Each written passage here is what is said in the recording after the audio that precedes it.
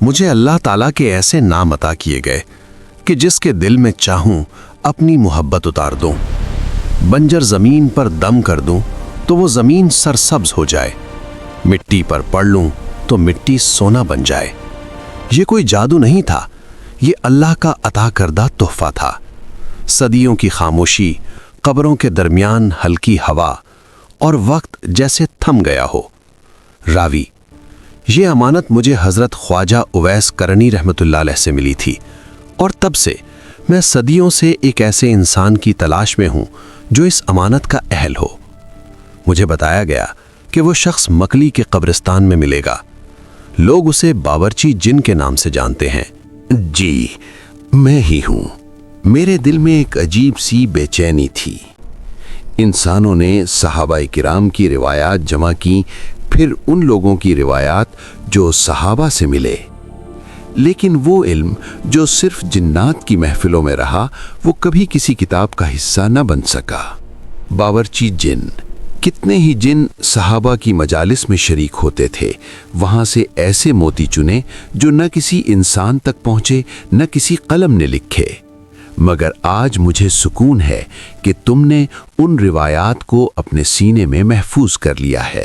راوی: کیونکہ جو تحفہ میں آج تمہیں دینے جا رہا ہوں، شاید کسی انسان نے خواجہ اویس کرنی سے کبھی نہ سنا ہو، اور نہ ہی کسی کتاب میں پڑھا ہو۔ باورچی جن: ضرور فرمائیے، کیونکہ میرے پاس بھی ایک ایسا عمل ہے جو مجھے ایک جن نے سکھایا تھا، اور وہ صرف عمل نہیں تھا، وہ کائنات کے راز تھے۔ راوی: جو کمالات آج تم دیکھ رہے ہو، یہ ہمیشہ سے میرے ساتھ نہیں تھے۔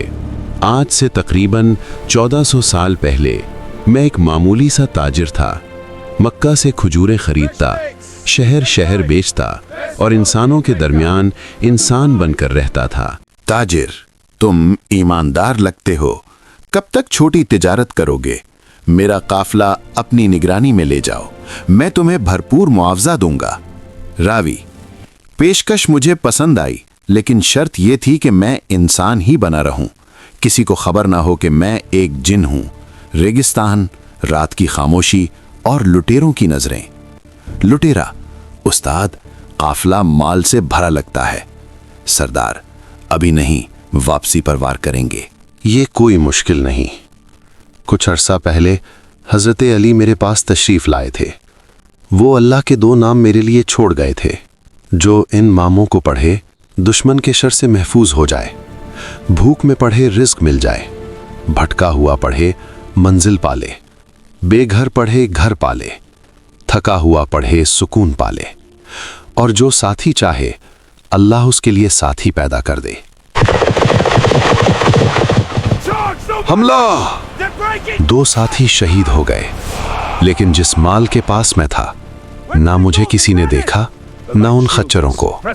وہ 2 نام تھے، یا قادرو یا نافعو۔